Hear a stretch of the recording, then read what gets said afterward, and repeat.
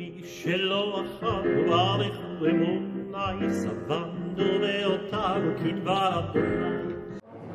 who here was not at the class last week? Just so I know if 1, 2, 3.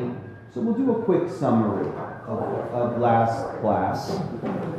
You know, frankly, it's good for me too to do a summary. It's called Chazara. You should always, when you're learning Talmud, do Chazara. It means review, review, review. Don't assume that just because you learned it last week that you can pick up where you left off. You should always review more and more to see that what you've learned sticks in your memory. That's what Talmud study is. It's all the ability to remember. So we're continuing. Do you have? Yeah, it's in the back, right there. Marv, are there other copies there in the back? Okay, perfect. Jerry, you should see them. They're in the back. Okay. So we're learning. This is the second week on the same sugya. A sugya is like a topic that's from Tractate Bava Metzia, the story of the oven of Achnan. And if you remember what happened, right, the story begins in a dispute between Rabbi Eliezer ben Hyrcanus, right? If you look at the handout, Rabbi Eliezer and the sages. The sages means everybody else. And the dispute was regarding the purity or impurity of a certain oven.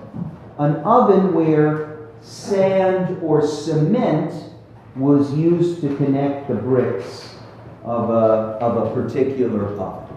Rabbi Eliezer believed that this was an oven that was pure, right? Meaning if something impure touched the oven, it would not spread and make the whole oven impure. He believed that the sand in between the bricks was sufficient separation so as to protect the oven from any impurity. Thank you, Danny. This is perfect. And, oh wait, hold on. I think I had to restart it. Let me just check, Danny. What's the password? 191. It can break into our system. And is it connected online? It should be. Okay, great.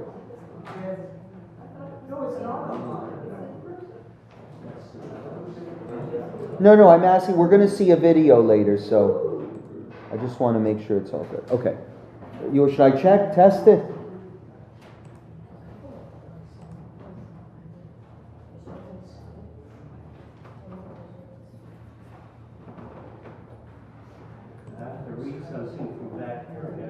Let me just see if it's connected. Yeah, it's connected. Okay, thank you, Danny. Okay, anyway. Eliezer and the sages. The sages believed the oven was not kosher, was susceptible to impurity. Right? Rabbi Eliezer gets very upset and says, "You're wrong." And what happens, folks? You remember what he says in order to prove his case? First, he gives a whole bunch of intellectual arguments, and they still don't listen to him. And he says, right, he starts calling upon the heavens in order to perform miracles to defend the truth of his case. He says, let the carob tree walk around. Walks around. Let the river flow backwards. It flows backwards. Let the walls of the Beit Midrash cave in. The Beit Midrash walls caved in. And then finally he says, let a voice come from heaven to defend me. And the voice comes from heaven. Rabbi Eliezer is wrong. Right. This all happens on one day. And then this famous, I want to review it because this is maybe the most important part of the piece, this famous response by Rabbi Yehoshua to the voice from heaven that says, Rabbi Eliezer is correct. If you look at the bottom of the pages don't have numbers, but the page that begins translation, do you see that? Rabbi Yeshua stood up and said, Lo Bashamayim He. It is not in the heavens. Everybody needs to understand these three Hebrew words and where they come from. They're from the end of Sefer Devarim, where Moses, before he dies, is giving a speech of encouragement to the people, saying, don't think that the Torah that you have been given is beyond you, beyond your ability to reach or understand or observe. It is lo bashamayim. It is not in the heavens. In other words, inaccessible to you. Literally, I think that is the literal meaning. The plain meaning, what they call the pshat. The plain meaning of the text is, it's accessible. Observing the Torah, understanding the Torah is accessible. But Rabbi Yehoshua, he interprets these three words to mean even more than the Torah is accessible to you. What do those words mean to Rabbi Yehoshua when he responds to the voice from heaven saying, tut, tut, tut, it says in the Torah, lo bashamayim hi. What does he mean when he says that? Help me? Anyone remember? Mind your own business. Lo bashamayim hi means to Rabbi Yehoshua, God, stay out of it. You told us in the Torah that the heavens will not interfere in matters of dispute and interpretation, and you have no right to interfere in a dispute between us regarding the kashrut of this oven. You okay, Eric? I heard kashrut became... No, there's no breakfast here, unfortunately. Right? Turn the page. Rabbi Yirmiyah said, since the Torah was already given on Mount Sinai, we do not care about a heavenly voice. Right? Rabbi Natan found Elijah and said to him, what did God do at that moment? Elijah said to Rabbi Natan, God was laughing and said, my sons have defeated me. My sons have defeated me. We talked a lot about that last week. What does that mean? My sons have defeated me. That is what God thinks. And we had some really interesting discussions about what that means. But I think most of us understood it to mean, my sons have used my logic. They've used what I've told them against me. We sort of compared it to the voice of a parent.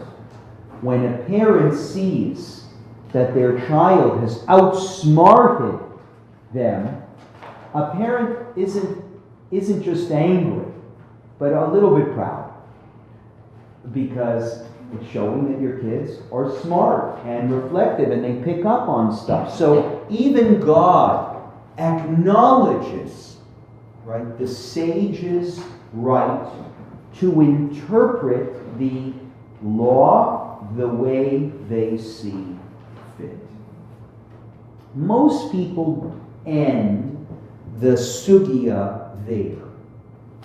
We ended there last week, but we're not going to end there this week. We're going to continue and read the second half because there's more to this story. If we had ended the story there, we see this piece, I think, and you're be free to challenge me, but we see this piece as a defense of rabbinic independent authority, which is a very, you know what, we call this class Sugyot Every Jew Should Know. When I'm picking these tractates, I'm not just picking them because they're I'm not just picking them because they're cute. I'm picking them because woven into this story is a foundational, crucial statement about how rabbinic Judaism works. And I would actually say how rabbinic Judaism differs from biblical Judaism. Biblical Judaism would never have the audacity to reject a miracle. The Bible is full of miracles. That's what the Bible is. There's not a book in the Bible that does not have miracles. Whether it's God speaking, whether it's the plagues of Egypt, whether it's Elijah ascending a chariot up to heaven, whether it's the story of Purim, which is the hidden miracles. The Bible is full of miracles, and never could we ever imagine biblical Judaism saying, God, stay out of this. Imagine if that was the response to the splitting of the sea.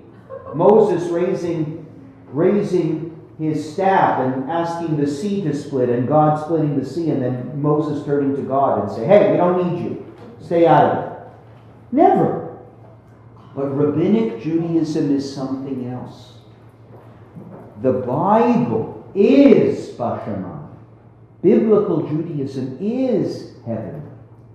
Rabbinic Judaism begins almost, you would say, a new phase in Jewish theology, where the divine voice is, I don't want to say supplanted, that's not strong enough. I would say it is, it's not even muted, isn't strong enough. It's like superseded. It's superseded by rabbinic authority. And you can ask yourself why. You can ask yourself whether that makes sense.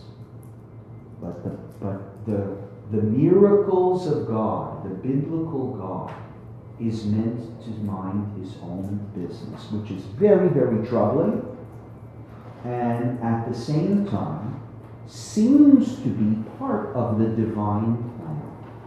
As important as this story is, it is the divine response that we just read that I think is really crucial. God seems to say, you're right. I made a promise that the Bible would not be Bashaman. It would be accessible to you. And you've now figured that out. You don't need mommy and daddy. You know, going back to our metaphor of a parent and a child, it's like watching your child grow up. And you can then say, you can do this on, God realized, okay, now you're smarter than me. You can do this on your own. And a new phase in development takes place.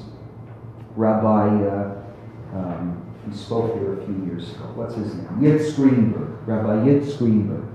This is fundamental to his theology of Judaism. He was here a few years ago. He's a wonderful, wonderful Jewish theologian, Rabbi Yitz Greenberg.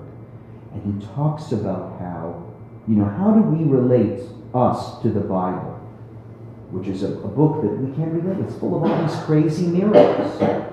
He said, you have to understand this as a story of Jewish history at the beginning, being God relating to the people as children.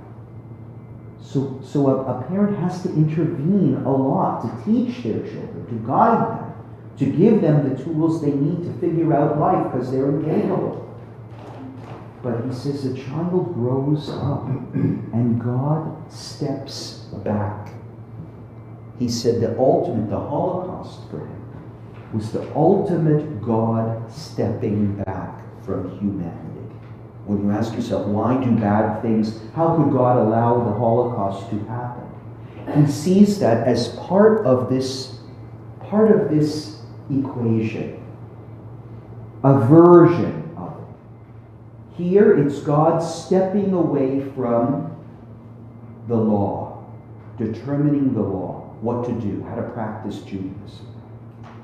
But as humanity grows up, God steps even further back and says, I'm not going to protect you from bad people.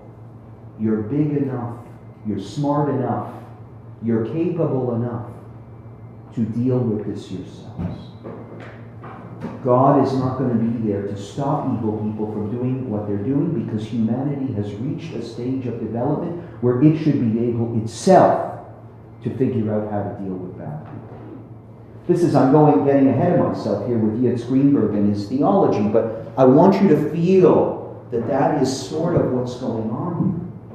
God stepping out of the picture and being okay with it. I understand a very important change Yeah. from God is B'Shamayim and man is now, on earth. Yeah. And that there's a separation. But I think that there are many times when Jews still plead to God for intervention. So very good, very good. So right, these are all the follow-up questions. What does that mean, God ain't around anymore? Right. I think that people Very good. We're gonna explore that some more today. We're gonna explore that more today, and I want us to see that. That's an excellent segue to the continuation of this story. But you picked up on, that's sort of nice, but it's very, very troubling. Well, what the heck are we doing here then? Mm-hmm. If this is all just a parliamentary democracy, who needs God? If we're supposed to just figure it out by ourselves. I think we have to take into account the historical period of when the first phase of debating and the second one. The first one are people who need guidance. They just came out of Egypt and they didn't know much about Judaism. Right. The second period, you have the academy with all the sages. That's right. It's a stage of intellectual development from infancy growing up to an intellectual development. Humanity, this is very, very much for Yitzhak Greenberg's theology, right? Humanity intellectually, developmentally, growing and growing and growing. And always our challenge to him would be, I studied with him, would be, well, what about all the idiots that are out there? How can you say we're smart? He says, the Bible looks at things as a whole. And if you look at what we know today, what science knows today, we are whole new creatures compared to what people were even just a few hundred years ago. So let's continue on with this story. I want to read it to the conclusion, and then what we're going to do is, remember I said this last week, we're going to see an artistic, through a musical video, an artistic recreation of this story. And I'm going to hear, now that we know it from the source, I'm going to get your comments about how the producer takes this story and creates a video out of it. Okay? Let's keep going. We ended with Rabbi, Natan, and Elijah, right? That my children have defeated me, my children have defeated me. The rabbi said, you see where I am? Line 6. The rabbi said, on that day of the dispute between Rabbi Eliezer and the sages brought all of the objects that Rabbi Eliezer declared ritually pure and burned them in fire. And the sages voted and cursed him and placed him in a ban. What is going on here? This is why I think it's by the way, this is such a great story. Everybody needs to know this story. I love this story. There's so many lessons here. What just happened? Rabbi Eliezer had a dispute with the sages. He brings all these proofs from miracles. And each time the sages say, God, stay out of it. But the story continues. Now what's going on? The sages, it seems to me, get nasty. Right? Not only are we content proving him wrong? We need to go further. We're angry at him. Why do you think they're angry at him? I mean, they go as far as to put him in a cherem. And a cherem is excommunication. They totally isolate him. Well, what is going on here? What did he do that was so bad? All he was doing was expressing his opinion about an oven.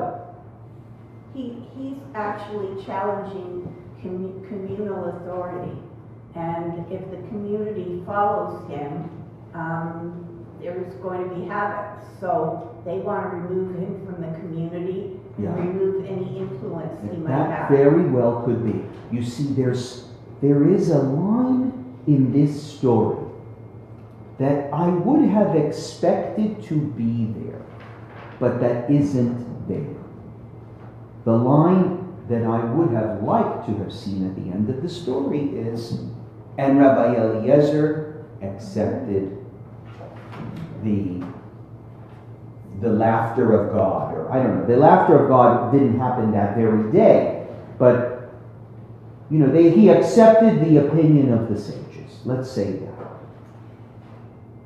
Rabbi Eliezer never acquiesces, it seems. It doesn't say he doesn't, but it also doesn't say he does, which makes me think that you're right, Marlene. Maybe Rabbi Eliezer won't let up. Right? And he then becomes a threat to rabbinic authority over a stupid oven. But I think part of the brilliance of this story is it is a stupid oven. If this story was about something much more significant in Jewish law, it would have a different message. I think part of the message is, look at the big stink that Rabbi Eliezer is making. He's willing to, look, if you're on the side of the sages, if you're on the Lo B'Shamayim Hi side of this, you would say, look at what a big stink he's making over such a stupid thing.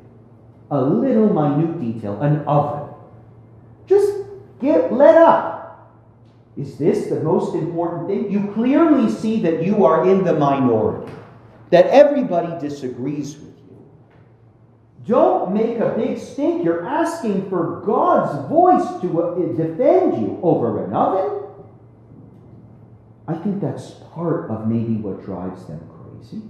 And if you're on Rabbi Eliezer's side, you could also say, he maybe was so concerned with the details. For him, there was more than just rabbinic authority at stake. Maybe there was something else in his defense of this oven. Maybe it was about making room for kashrut or making room for minority opinions. Why are you, the sages, why are you so concerned about me and my oven? Why can't we make room for multiple opinions? Very often in the Talmud, we can make room for multiple opinions. So depending on which point of view you take, I think it's crucial to the story, this is just my opinion, that it is a stupid oven and not something much bigger, more fundamental, where then you can imagine, look, if they're arguing about, is Jesus the Son of God, for instance, well, okay, then you have to have a dispute. It is right that God intervenes and the walls cave in and the tree walks around, because this is fundamental Jewish theology. But that would be a different story. This story, I believe, 100% is meant to be about a stupid oven. Okay? We have the dispute, and we have the sages really getting aggressive. Any other ideas for why they excommunicate him? One idea is because he won't shut up. Is that correct, Marlene, what you're saying? He won't stop. He's not acquiescing to their opinion. What else? Anyone have another idea? Why would they excommunicate him? Well, he was a known sage as well, Rabbi Eliezer. Yes. So they're afraid that people listening to what he says would be influenced. Right. So again, that's what Marlene said. He is a threat. They see him perhaps as a threat to the integrity and the unity of the community. You want to be a part of Judaism? You need to silence your independent opinions and defer to the majority, even when you're right. What else? Any other ideas for why they might excommunicate him? I thought maybe they're afraid of him. Not because he's a lone voice, but because he has some powers that are very scary.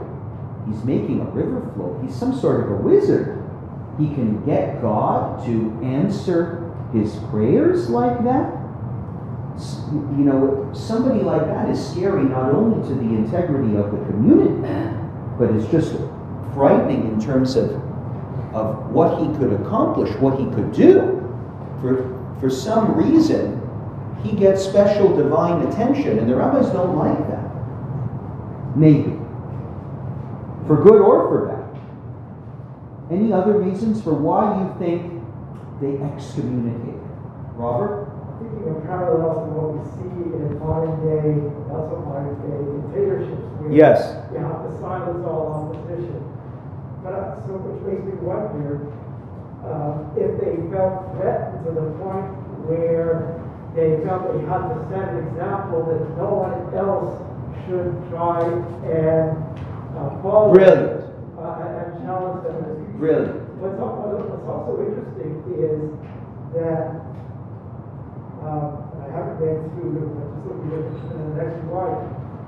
There's the Satanists take this action, and God no longer is intervening, which would seem to suggest that now God, not just what we read before about my sons are defeated, because that's not coming directly from God, that God's silence now could be taken to say that what the sages are doing is right. Oh, I think 100%. But that is God speaking, Robert. When God says, "My sons have defeated me," I mean, of course, the question is, what is going on in heaven? And it's reported through Elijah. Yeah. Right, but you should take that to mean that is what's going on. Right, indirectly, but someone who is a threat to the integrity and the unity of the community might not just be a threat himself, but might lead others to become deviants in their approach, and therefore we have to make an example out of it. Right? So maybe he is the sacrificial lamb. And then it begs the question then, okay, so why do they feel, if they feel that they have God on their side, and it's like all the sages versus one rabbi, why do they still feel so threatened that they have to take this action? Right. And are they concerned that another issue is going to come up in the future that's going to be more difficult for them to defend? Yes.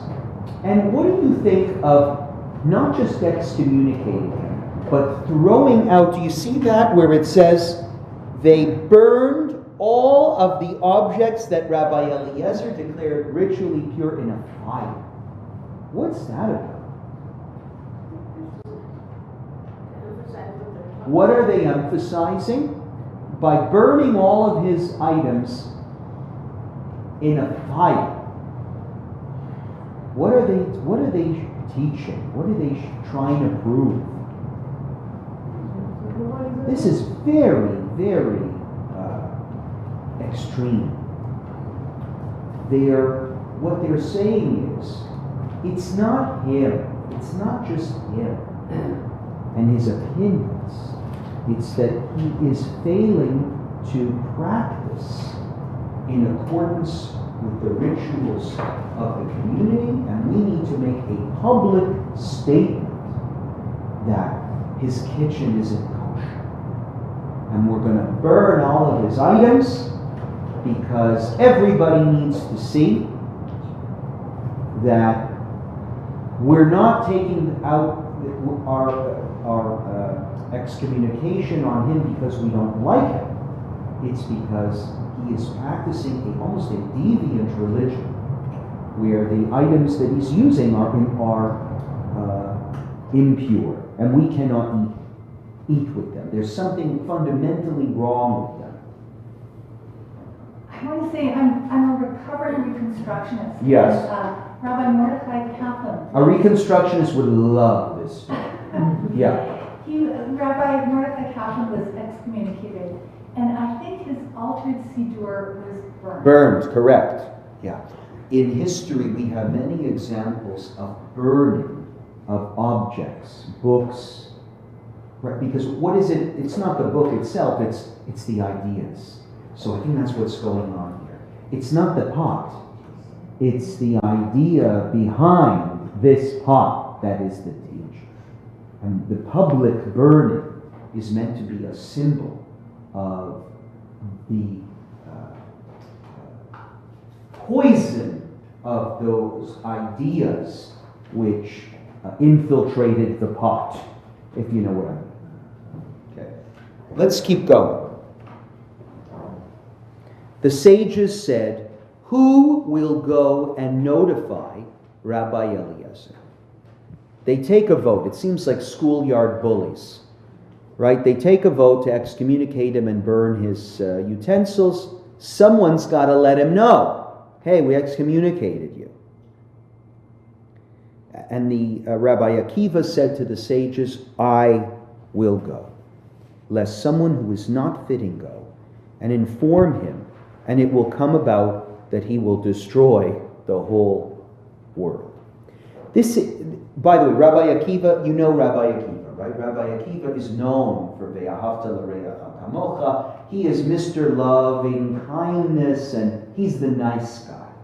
So I think Rabbi Akiva is saying, I will do it because I can do this nicely. You guys, if I let anybody else do this, you're messing with somebody who is very, right? He's got God, remember I was saying, he's got some sort of special connection with God, that he can call upon God to intervene. And I'm afraid that if somebody does this the wrong way, Rabbi Eliezer will lose it and will have the whole world destroyed because of the excommunication ban that is being put upon him. What did Rabbi Akiva do? He dressed in black and wrapped himself in black. Why do we wear black? What is the symbol of black? Oh, it says here in the footnote, right? He's taking no pleasure in this. Very smart. He's going to do something, he wants to do it the right way. So he goes to Rabbi Eliezer to deliver the message, but he's doing so in a sympathetic way, in a compassionate way, dressing in black. And he sat before Rabbi Eliezer at a distance of 4 cubits. What's that about? 4 cubits is like very close. To show caring, love. I'm not doing this because I hate you. I'm not, so I'm coming close to you. And I am dressed in black because this is a sad day for me as much as it is a sad day for you. Rabbi Eliezer said to him, Akiva, what is different today than on all other days? Manishtana halayla hazeh. Rabbi Akiva said to Rabbi Eliezer, my teacher. Now you know why Rabbi Akiva was chosen. Look at how respectful he is to Rabbi Eliezer, calling him my teacher. It appears to me that your colleagues separate themselves from you. It says, you've been excommunicated. Rabbi Eliezer, too, tore his clothing in mourning and took off his shoes and removed his seat and sat on the ground. His eyes flowed with tears. Rabbi Eliezer is devastated. It shows you, I think, a little bit about the graciousness and the values that he carried himself with. Right? Mordecai in the story of Esther also. Yes. He's in mourning. Mourning, instead of just being angry or fighting or arguing, he's really devastated and is sad that his colleagues rejected him like that. The world was smitten agriculturally. A third of the olive crop was destroyed. A third of the wheat was destroyed.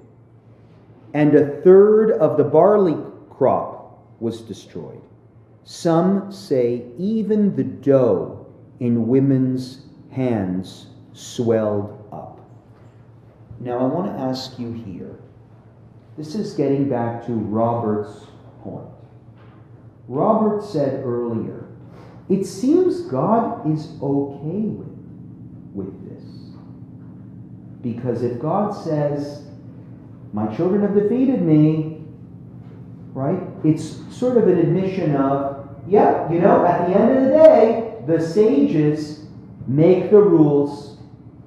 I've given you the Torah, it's your job to interpret it, and lone opinions, single opinions must defer to the will of the majority. Well, if God is okay with this, why is God responding to the mourning of Rabbi Eliezer? What we just read was God is responding.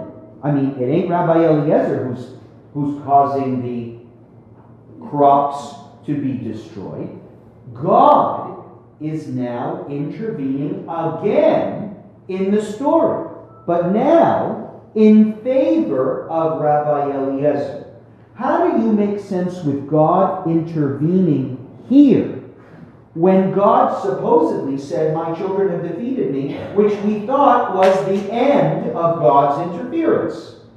We thought God said, that's it, you're right, you win, I'm out of it. But now God enters the story again by defending Rabbi Eliezer, right? And causing the crops to be destroyed by his tears. How do you make sense of that? Yeah. What changed? I don't think that God was intervening because of the decision. I think God was intervening because of the actions that the sages took after the decision. Very good. Help us understand, just so everybody, I agree with you, right? It's not, I think what Marlene is saying, yeah, God said, you're right, you have to defer to the will of the majority, but you don't have to be jerks about it. That's a good way. I like to summarize, this is my way of studying Talmud. I make it, try to summarize it in a language we can understand. Yeah. I see it the same way. God said, yeah, my children have defeated me, but now you've gone and done something worse than isolating a lone opinion. You've taken that lone opinion and crushed it. And you've crushed a man who was a brilliant sage. This isn't just some loser. This is Rabbi Eliezer ben Hyrcanus. The one whose arguments coiled around the oven like snakes. The man was brilliant. But you've favored. It's so interesting. I'll say it again. I love this story because, when the judicial reforms were happening in Israel, it wasn't, there was a lot of talk about the will of the majority versus the rights of the minority. A democracy is not just majority rules. It's what are fundamental rules by which we play the game to protect the minority. And this is almost a little piece of that. Rabbi Eliezer is the minority. Yeah, he deserves to have his opinion isolated. He does not deserve to be excommunicated. He does not deserve to have his pots burned. You've humiliated him publicly. Imagine, you're discussing in public how terrible he is. You've excommunicated him from the community, a terrible, terrible punishment for an oven. It's the burning that gets me because, we've learned in history what burning is. Yeah. We burn books, we burn villages, we burn people. I mean, that there's something so horrible about that image. it's flaming. Yeah. Can I go a step further? Because I think that's a really smart comment. Olive crop, wheat crop, barley crop, dough in women's hands. Do you see anything there with burning and the symbolism there? It's possible to say, well, the olive crop, the wheat crop, the barley crop, the dough, these are things that you bake with, right? And you're going to use fire. You're going to use your fire to destroy his utensils. Now you won't even have anything to put in your ovens.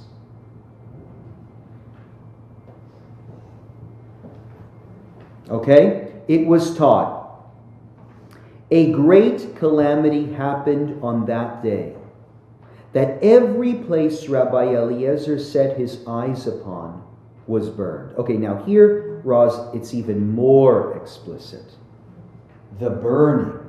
Roz's point was, maybe God is really angry with the burning. Not the excommunication, but the burning of the pots. And everywhere Eliezer set his eyes upon burned.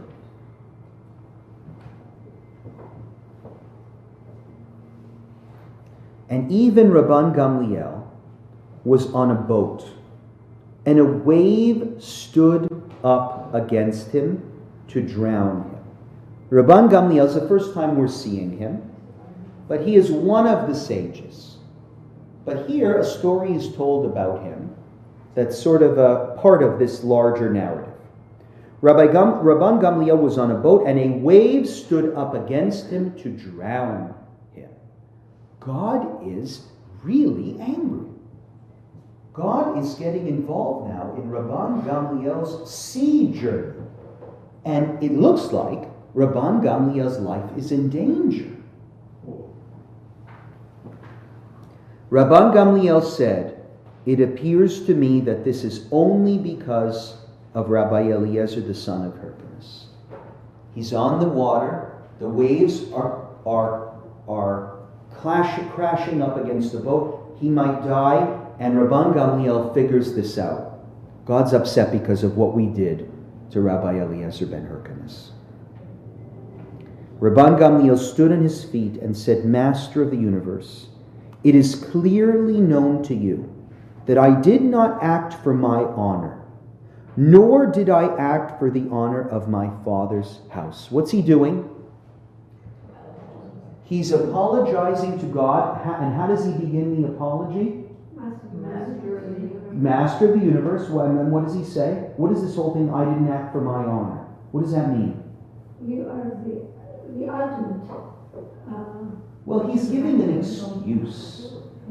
He's explaining, like a child. Mommy, I didn't do it because I hated him. I did it because he was annoying me. Or I did it because he's trying to rationalize what he did. He's not just asking for forgiveness. He's explaining to God why he made the decision to go along with this excommunication. Saying, I didn't do this for me because I found him to be personally a threat. I didn't do it for me. Why did I do it? I acted for you. I did it for your honor, in order that disputes do not multiply against the people of Israel. Now we go back to why does God, or do the rabbis decide to excommunicate Rabbi Eliezer?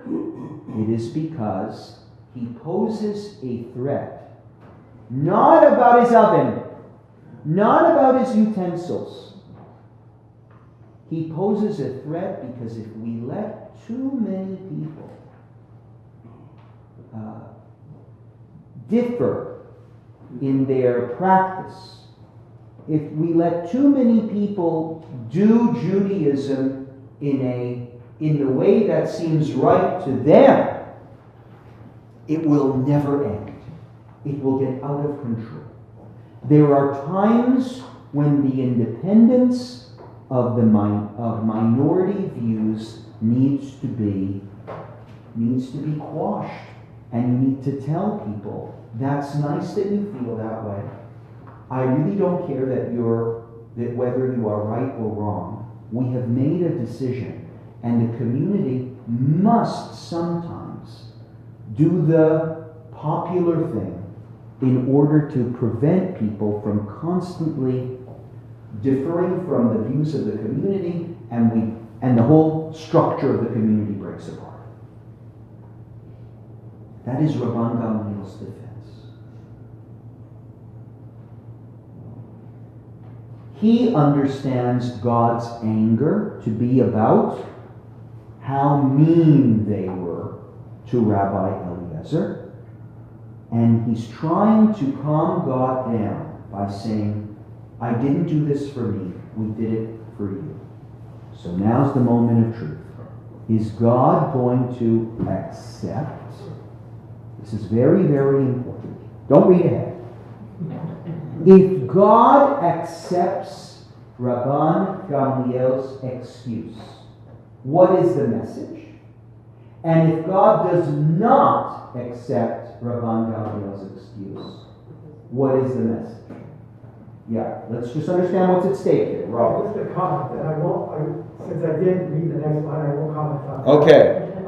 But it's curious because he says, Master of the universe, it is clearly known to you. Yes. So it was clearly known to him.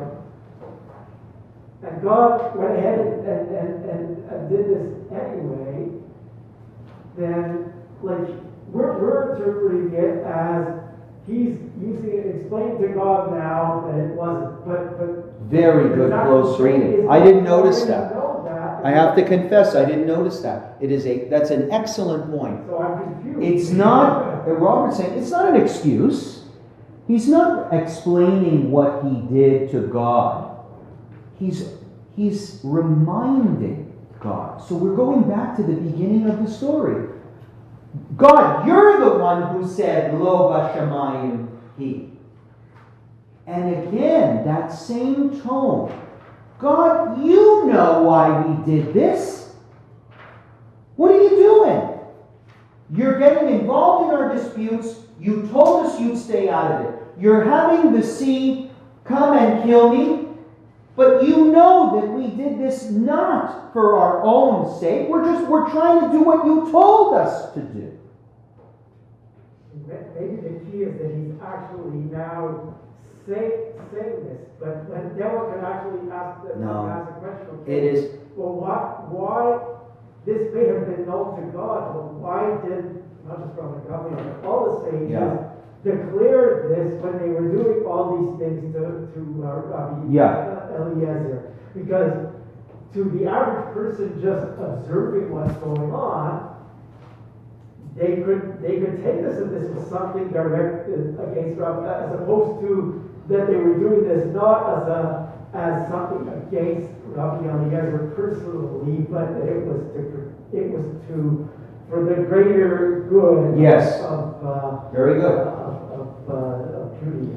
You know, I think they didn't say that up till now. No one said that. The image in my mind, the metaphor maybe, is a parent.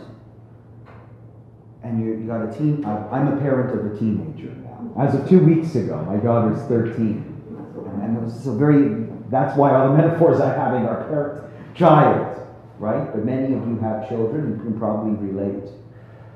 It's almost like you're giving your kid independence, but you're in the phase of trying to navigate. When do I need to let go?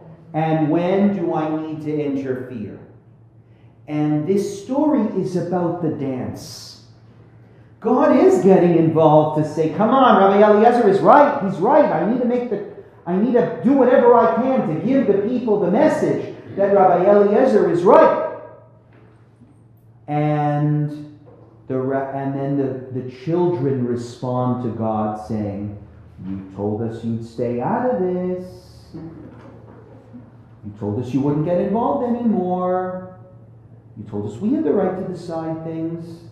And then the parent says, you're right, I did. Okay, I'll step out. And now God's trying to dance again. You're being mean to him. You shouldn't be mean to him. He really was only trying to bring forward what he thought was the right case about the purity of this oven, and what you're doing is not nice. And Rabban Gamliel says, you told us you'd stay out of this. Why are you getting involved? It's not for you to say we're being mean or we're not being mean. Let us figure this out ourselves. And now read the next line. The sea rested from its wrath. God agrees. It's the same as God says, my children have defeated me, my children have defeated me. The sea rested. Rabban Gamliel seems to win. Again, not because what he did was right. Not because it was nice. It was terrible that they excommunicated him. God makes the harvest be destroyed because he's angry with how terrible they can act towards this lone opinion. But the stepping back from the scene is not meant to be a justification of the correctness of the excommunication. It's supposed to be the act of a parent stepping back and saying, I can't always be the one to make sure my children are nice. Sometimes they have to learn the hard way. Sometimes they have to make mistakes, excommunicate people, see what happens. Navigating lone opinions is a difficult challenge. They're right. Sometimes you can't be nice towards lone opinions, single opinions. Because if you are too forgiving of individual opinions, disputes will multiply. Sometimes lone opinions do have to be quashed, even when they're correct. And the people have to figure it out themselves. When they can allow individual opinions to exist and when they can't. And God cannot intervene. Ima Shalom, who was the wife of Rabbi Eliezer and the sister of Rabban Gamliel, would not, from the time of that episode and onwards, allow Rabbi Eliezer to fall on his face in prayer. Ima Shalom recognized her husband's special connection and the ability to invoke miracles. And she stops Rabbi Eliezer from praying because Rabbi Eliezer is asking God to, it seems in his prayer, to get on his side. Please, God, I'm miserable, I'm excommunicated, I'm a lone voice, I need you to come and help me. And Ima Shalom doesn't want him to pray like that. Why does she not want him to pray? Seemingly because she's Rabban Gamliel's sister. And she knows her husband's power and is afraid that her brother will perhaps be punished. He already came close to death, right? Rabban Gamliel was the one at the sea. So she was very worried about her brother praying and the consequences of that prayer being her brother's life. A certain day was the holiday of the new moon, or so she thought, but she mistook a full month for a defective one. Now, falling on this is something for the advanced davener. There's a part of the service called Tachanun. If you come to shul, it's interesting, we don't do it at Beth Tikvah. Since the day I came here, I asked Rabbi Yam, why don't we do Tachanun? I don't even remember what the answer was. We don't do time, but if you go to a traditional synagogue, you'll see there's a part of the morning service where you fall on your face in prayer. I don't know if you've ever seen this before. If you go to a traditional service, it's towards the end of the service where you fall like this. And it is supposed to be a moment of intense prayer to invoke sadness. The prayer begins, "Oh God, why will you allow me to be alone and dejected?" That's how it begins. And it's a part of the prayer service where you appeal to God out of sadness. And the rule is, you do not say that prayer on certain occasions, one of which is Rosh Chodesh. Rosh Chodesh is a happy day. It's a day of celebration. So we don't want to have a depressing prayer like that on Rosh Chodesh. If you come to sing on Rosh Chodesh, there will be no tachanun. Now she messed up. You know, sometimes Rosh Chodesh is 2 days, and sometimes Rosh Chodesh is 1 day on the Jewish calendar. You've heard that, right? When the cantor announces the new month, he'll say, and that's because the lunar month is not perfect, right? The lunar month is 29.5 days, something like that. So some months we just have 1 day, some months we have 2 days, and it averages out over the course of a year. She miscalculated. She didn't check the calendar. And she thought that Rosh Chodesh was today. So she didn't have to stop her husband from doing tachanun, because she figured, my husband will not be saying tachanun today. It's Rosh Chodesh. What she didn't do was check the calendar to see that it was a 2-day Rosh Chodesh. Right? Oh, excuse me. That it was a single day Rosh Chodesh. I got it backwards. That it was a single day Rosh Chodesh, and in fact, Rosh Chodesh was yesterday, but not today. And Rabbi Eliezer would do tachanun. And that is a prayer that is recited out of sadness, and she wasn't there to stop him. Ima Shalom. There are those that say, the story went like this. A poor man came and was standing at the gate. Ima Shalom gave him bread. So some people say, it wasn't that she forgot that it was Rosh Chodesh. She was distracted, because she was a very pious woman, and a man came who needed bread, and she was trying to do a mitzvah. You can think about how that might change or not change the story. Ima Shalom then found Rabbi Eliezer, who had already fallen on his face in prayer. Uh-oh. She said to Rabbi Eliezer, "Get up! You've killed my brother." At that moment, a horn blast went out from the house of Rabban Gamliel, announcing that Rabban Gamliel had died. Rabbi Eliezer said, "Ima Shalom, how did you know that your brother had died before hearing the horn blast?" What does this tell us, by the way?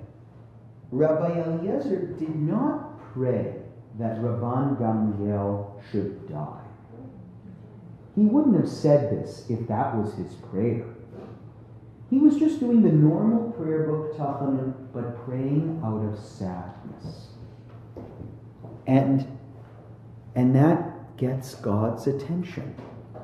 And God understands or appeals to the sadness of Rabbi Eliezer. Ima Shalom said to Rabbi Eliezer, "I have received this tradition from my grandfather's house.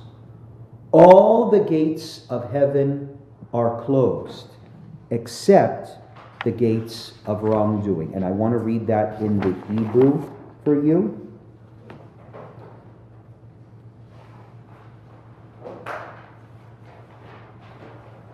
Kol hashe'arim nin'alim chutz misharei ona'ah.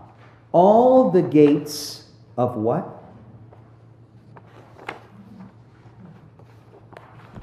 Sha'ar.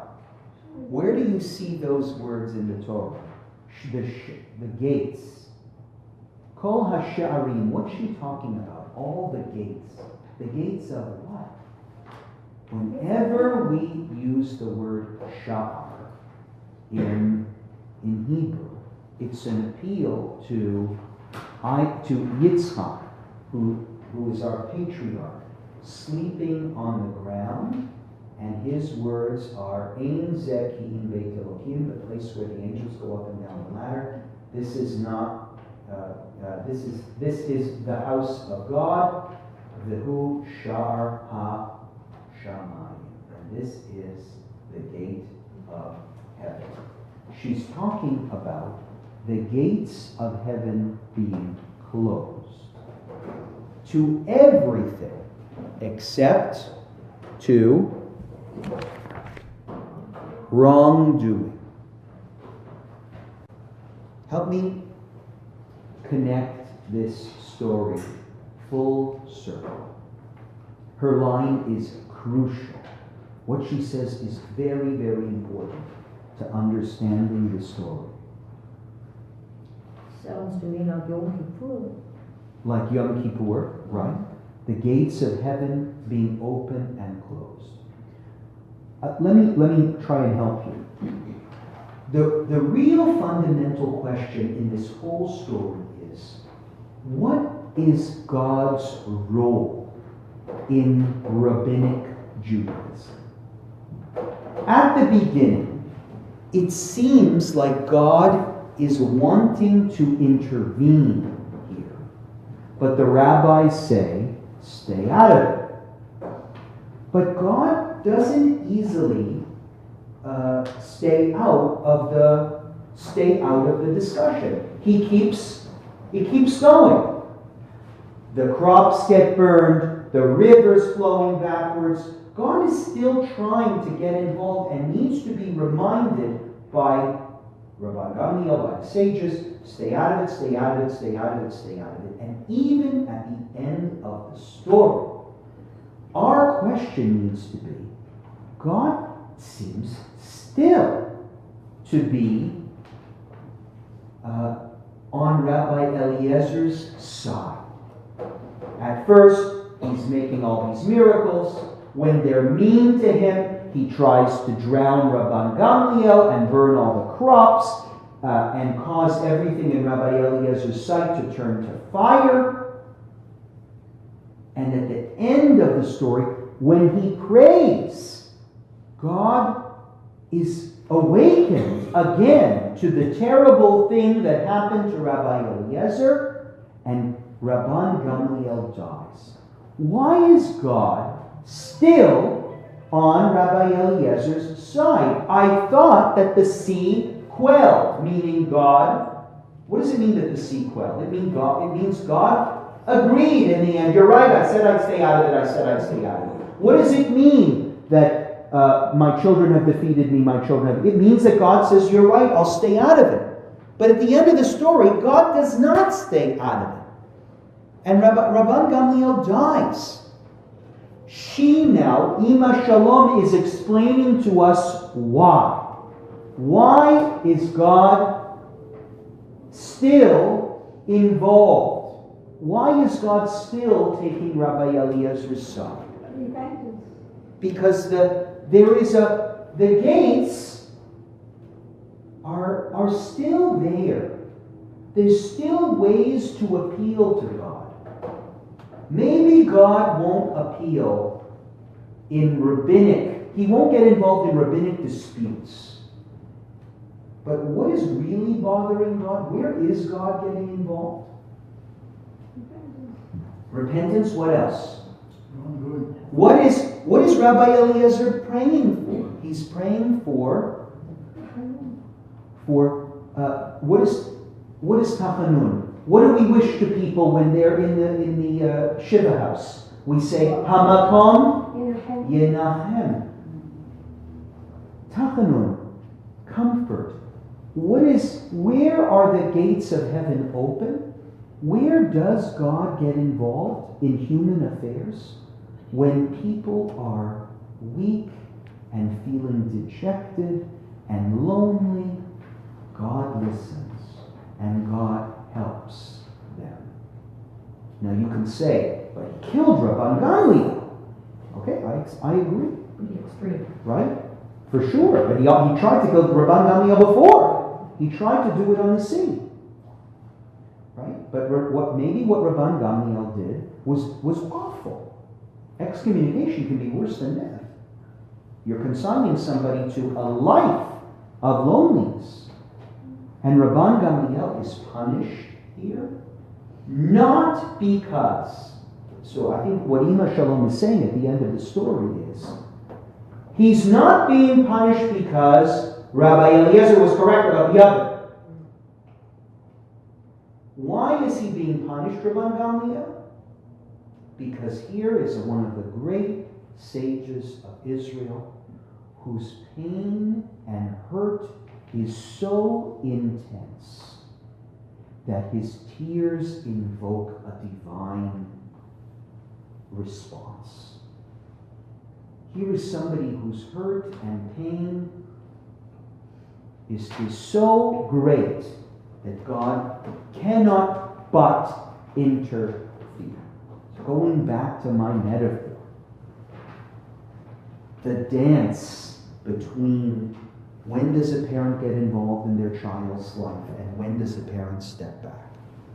And I think we've all seen, even when grown kids ought to know better, it's hard for a parent to stay out of disputes, no matter how old your children are, when they reach particularly intense points of crisis. Ima Shalom recognized the crisis of her husband's life, and that's why she stopped him from praying. She knew that the power of his pain would be so intense it would certainly cause God to change his mind. God originally said, I'm staying out of it, you're right, I'll leave the sea. The sea will be calm again. But God couldn't help himself but get involved when he heard the tears of Rabbi Eliezer. It invokes to me this situation at Yom Kippur. Like, we have free will. We make our own decisions, and God steps out of our world. Yes. But at Yom Kippur, we plead. We are in pain. Yes. And God gives compassion and mercy. I love it. And then comes back into our lives through forgiveness and compassion for us. Because, going back to the comment earlier, well, if God is sort of not involved, if God says my children have defeated me and I'm staying out of it, then why are we praying? If now the Torah belongs to us and we're making all the decisions ourselves, and this religion is really just a humanistic reconstructionist democracy, so what is God now? And I think at the end of the story, Ima Shalom and this episode gives us the answer. The answer is, God is not there to settle your disputes, but he is there to give you solace in your pain. Now, this is an extreme example of solace, killing your enemies, but that's the way to invoke divine attention. Not who's right and who's wrong. God doesn't get involved in who's right and who's wrong, but God does get involved in who is in pain, who is dejected. Great. We do all faith. Al-Khaid, exactly, right? Because the answer, why pray at all? Now you have your answer.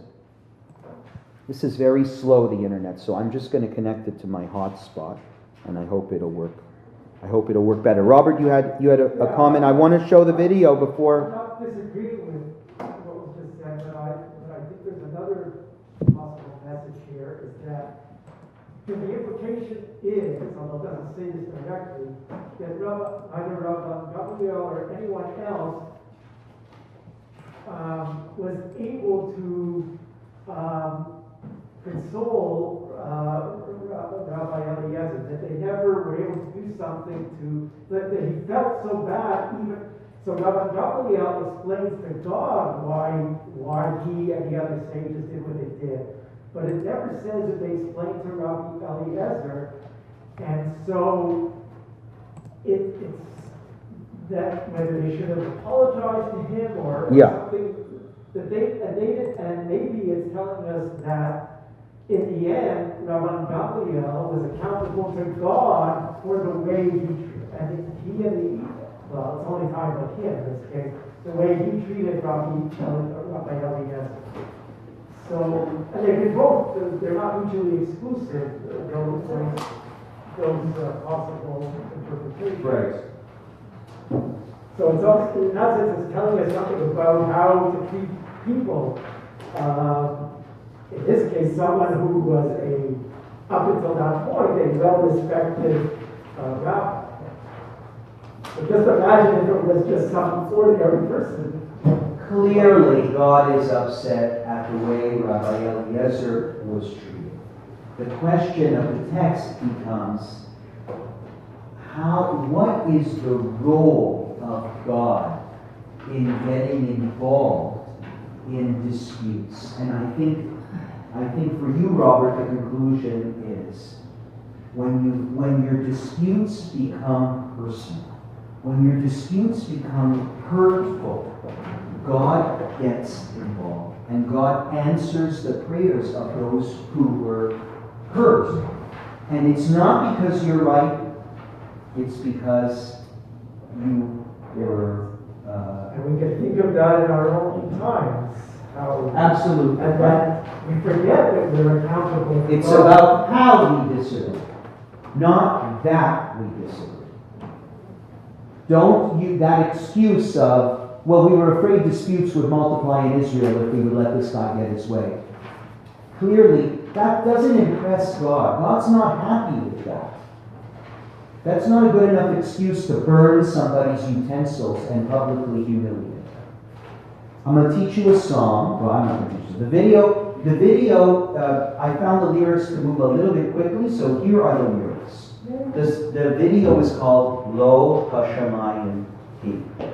Right, which right away goes to show you that the producer of the film felt that was the line, Lo Bashamayim Hi, which was the theme of the story. The whole story. It is not in the heavens. And Ima Shalom's answer, right at the end, saying, the gates are not closed. The gates of heaven they might be closed to disputes, but they are not closed to hurt and pain and sadness. Okay, are you ready?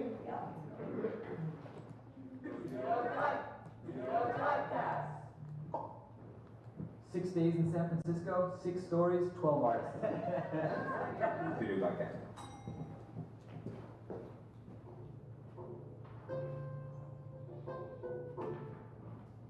There once was an oven made of tile and sand. The owner didn't know if he could use to bake, so he put the question in the rabbi's hands, and their words wound the oven like a coiling snake.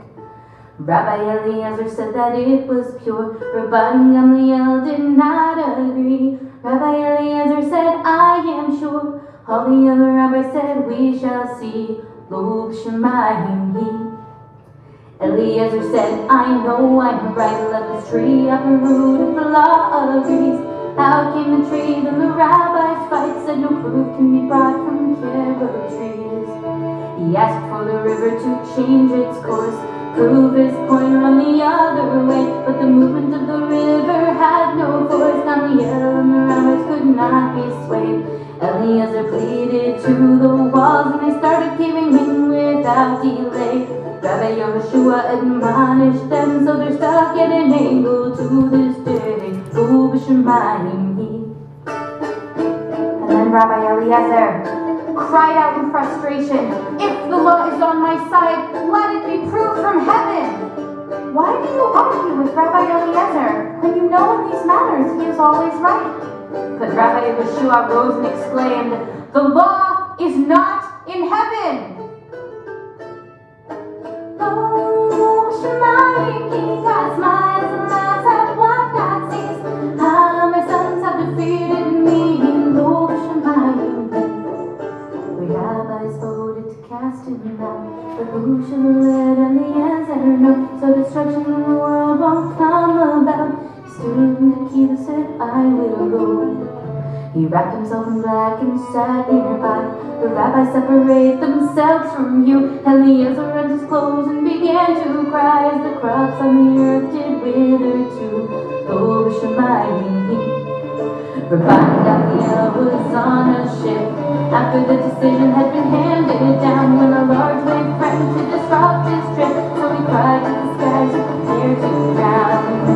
God's decision was the one to take, so the children of Israel would not divide. I only acted for your sake, and the raging then subside. Eliezer's wife, Ima Shalom, tried her best to keep her husband from praying fully and truly. One day she turned her back, and Eliezer prayed with all his might. Ima Shalom cried out, "You have killed my brother, Rabban Gamliel." Word came from Gamliel's house that this was true. How did you know this would happen? Asked Eliezer. Even though the gates of heaven above can be closed to us and earthly cares, the voice of the hurt comes through with love, and so God listen to your prayers. Lo Shemayim. Lo Shemayim, the longest I forgot to see, to the longest I with you and me. Lo Shemayim.